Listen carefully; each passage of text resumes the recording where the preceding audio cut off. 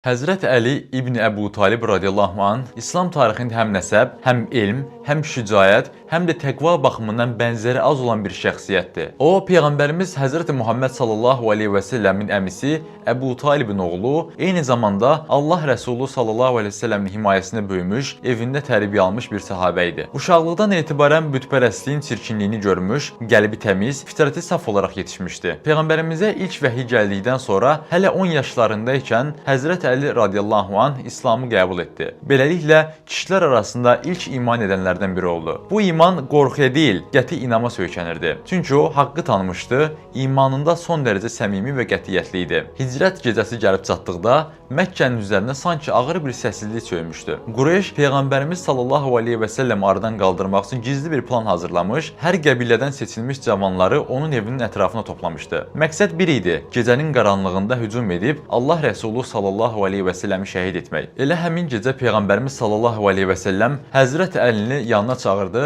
və tələ quranların hiyələsini pozmaq üçün öz yatağına onun keçməsini buyurdu. Bu söz sadəcə bir tapşırıq değildi. Bu, can bahasına verilən bir etibar, imanla ölçülən bir fədakarlıq idi və bu, açıq-aydın ölümə razı olmaq idi. Həzrət Əli radiyallahu anh bir an belə tərəddüd etmədi. Öz canını Rəsulullahın canına sipər etdi və həmin gecə Peyğəmbərimiz sallallahu aleyhi və səlləm yatağında rahatlıqla uzandı. Səhər açıldıqda müşriklər içəri girəndə qarşılarında Həzrət Əlini gördülər. Bu hadisə onun fədakarlığının və Peyğəmbərə olan sədaqətinin ən açıq dəlillərindən biridir. Həzrət Əli Mədinəyə hicrətdən sonra Peyğəmbərimiz sallallahu aleyhi və səlləmin qızı Həzrət Fatimə radiyallahu anhə ilə evləndi. Bu evlilik sadəlik, təqva və bərəkət üzərinə qurulmuşdu. Dünya malına dəyər verməyən, lakin axirətə dərin bağlı olan bir ailə idi. Həzrət Həsən və Həzrət Hüseyn kimi iki böyük şəxsiyyət bu evdə böyüdü. Döyüş meydanlarında Həzrət Əli şücaətin simvoluydu. Bədir, Uhud, Xəndək, Xeybər döyüşlərində göstərdiyi igidlik dillərə dastan idi. Xüsusilə Xeybər döyüşündə Peyğəmbərimiz sallallahu aleyhi və səlləm belə buyurmuşdu. Sabah bayrağı elə birinə verəcəyim ki, Allah və Rəsulu onu sevir,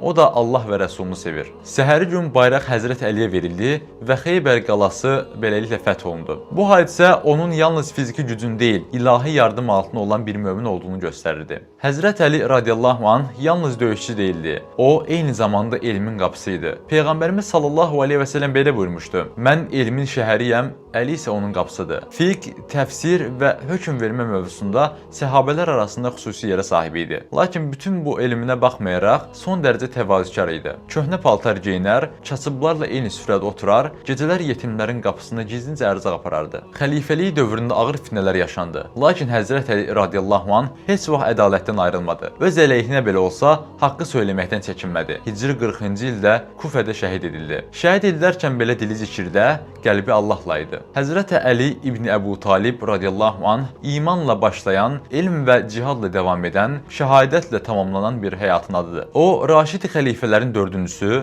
səhabələrin ən fəzilətlərindən biri və İslam tarixinin sarsılmaz sütunlarından biridir. Onun həyatı bizə öyrədir ki, Peyğəmbərə sədaqət yalnız yaxınlıqla deyil, ağır məsuliyyətləri səssizcə daşımaqla sübut olunur. Həzrət Əli radiyallahu anh haqq üçün döyüşdü, haqq üçün səbr etdi və haqq üçün şəhid oldu.